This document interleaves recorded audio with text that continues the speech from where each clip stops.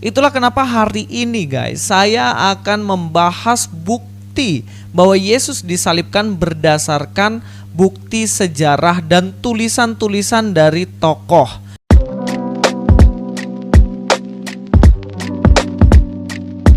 Shalom alaikum, selamat datang kembali di channel ini guys. Hari ini adalah Jumat Agung dan saya mengucapkan selamat Jumat Agung yang memperingatinya.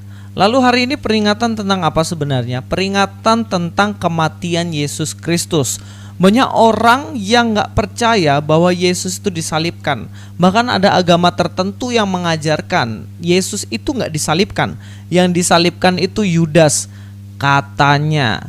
Dan kemudian Yesus itu diangkat langsung ke surga, ke langit katanya. Karena yang disalibkan itu adalah Yudas. Tapi toh pengajaran ini pun, penyampaian ini pun gak bisa dibuktikan secara historis, secara sejarah. Dan yang bisa dibuktikan secara sejarah hanyalah Yesus disalib. Itulah kenapa hari ini guys, saya akan membahas bukti bahwa Yesus disalibkan berdasarkan bukti sejarah dan tulisan-tulisan dari tokoh. Dan satu orang saja yang saya ambil tokohnya itu, tetapi tokoh ini bukan beragama Kristen, supaya fair ya guys ya. Karena kalau dari agama Kristen nanti dibilang lagi, ini orang tipu ini, tulisannya bohong ini dan lain-lain. Dan ini adalah ahli sejarah yang dari orang Romawi yang pada saat itu bukanlah orang Kristen atau pengikut Yesus. Siapa dia? Dia adalah Publius Cornelius Tacitus. Wah, Tacitus ini panggilannya apa ya? Tacitus. Sudahlah, ini berhubung saya orang Jawa, saya baca Tacitus saja ya guys ya. Publius Cornelius Tacitus, dia lahir antara 56 Masehi sampai 117 Masehi. Kelahirannya ini memiliki waktu yang dekat dengan Yesus ya guys ya. Jadi nggak terlalu jauh. Kalau 500 tahun setelah itu, yaitu jauh banget. Ini hanya berselang beberapa puluh tahun saja, nggak terlalu banyak. Siapakah dia? Siapakah Publius Cornelius Tacitus ini? Dia adalah seorang senator Romawi. Dia juga seorang konsul Romawi. Bahkan dia pernah menjabat sebagai gubernur Romawi dan penulis sejarah. Perhatikan baik-baik, dia penulis sejarah. Kalau dilihat dari latar belakangnya udah jelas nih guys, bahwa dia itu orang yang kompeten, yang memiliki kapabilitas untuk menulis sejarah pada zaman itu. Kalau saya yang tulis sejarah mengenai zaman tahun dimana Tacitus ini hidup, ya saya nggak kompeten karena saya nggak ada pada waktu itu. Tetapi di sini Tacitus itu hidup pada abad yang pertama, di mana tahunnya dekat dengan kejadian di mana Yesus pernah ada di dunia. Jadi tulisan sejarahnya ini sudah pasti bisa dibuktikan dan bisa dipercayai. Dia adalah seorang sejarawan. Dia bukan seorang teolog, dia bukan seorang Kristen, tetapi dia orang Romawi yang merupakan sejarawan. Sebenarnya masih banyak tulisan yang lain, tapi saya bahas di bagian lain. Hari ini kita fokus di Tacitus saja guys. Lalu apa sih sebenarnya tulisan dari orang ini? Kalau kita lihat karya Tacitus tuh ada dua ya yang besar, yaitu analis dan juga historis. Nah, bukunya ini sampai sekarang masih ada. Teman-teman bisa cek aja nanti ya. Nah, kedua karya ini meliputi sejarah kerajaan Romawi mulai dari matinya Kaisar Agustus tahun 14 Masehi sampai kematian Kaisar Domitian tahun 96 Masehi. Perhatikan, penulisan sejarahnya ada di tahun 14 Masehi dan juga 96 Masehi. Berarti di rentang waktu ini, di tengah-tengahnya ada kejadian di mana Yesus disalibkan, benar ya? Karena kemungkinan Yesus disalibkan sekitaran tahun 30 ataupun 33 Masehi. Pokoknya antara itulah. Dan kalau buku ini mencatat 14 sampai 96, pasti ada tulisan tentang Yesus di situ. Dan memang benar guys, di buku analis di situ terdapat tulisan yang menyinggung tentang penyaliban Yesus Kristus. Buku Tacitus analis buku 15 pasal 44. Tulisannya sebenarnya panjang seperti ini guys, tapi supaya lebih jelas saya agak perbesar dan persingkat bagian yang penting aja.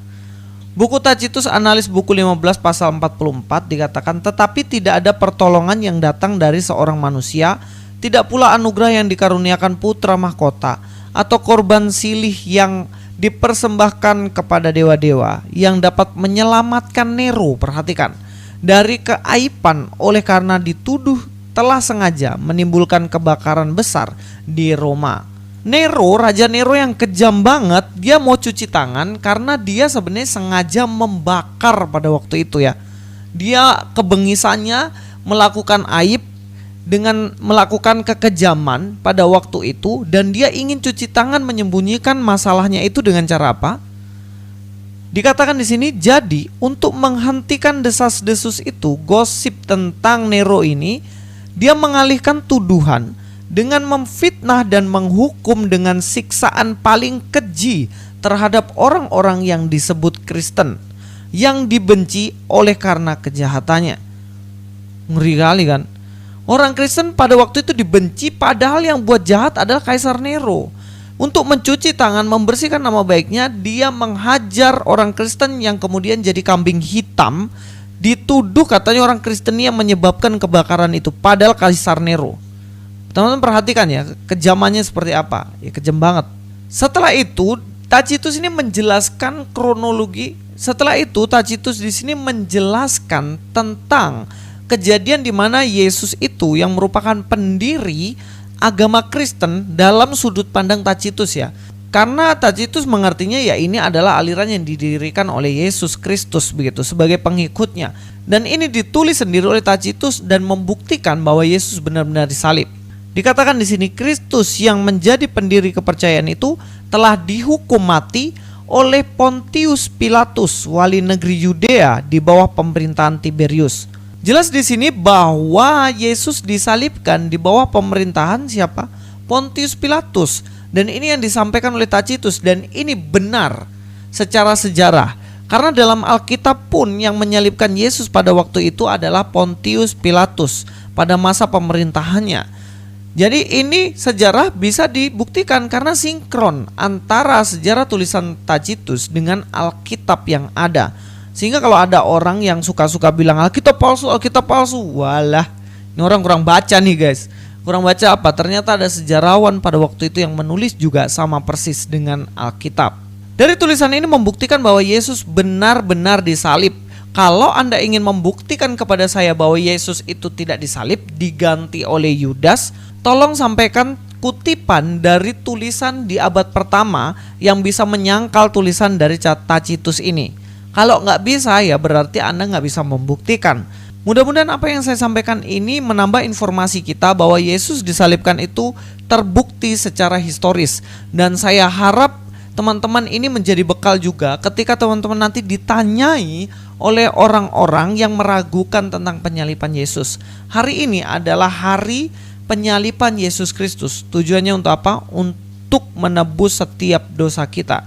Dia adalah domba Paskah yang sempurna untuk menggantikan hukuman kita. Mari kita percaya sepenuhnya kepada Tuhan dan kita pasti akan masuk ke surga. Gak perlu kita membunuh orang, gak perlu kita menyakiti orang lain supaya kita mendapatkan surga itu. Cukup dengan percaya kepada Yesus, kematian, kebangkitannya, maka kita akan beroleh hidup yang kekal. Terima kasih sampai di sini. Sampai ketemu di video selanjutnya, dan Luis Prasetyo, God be with you all.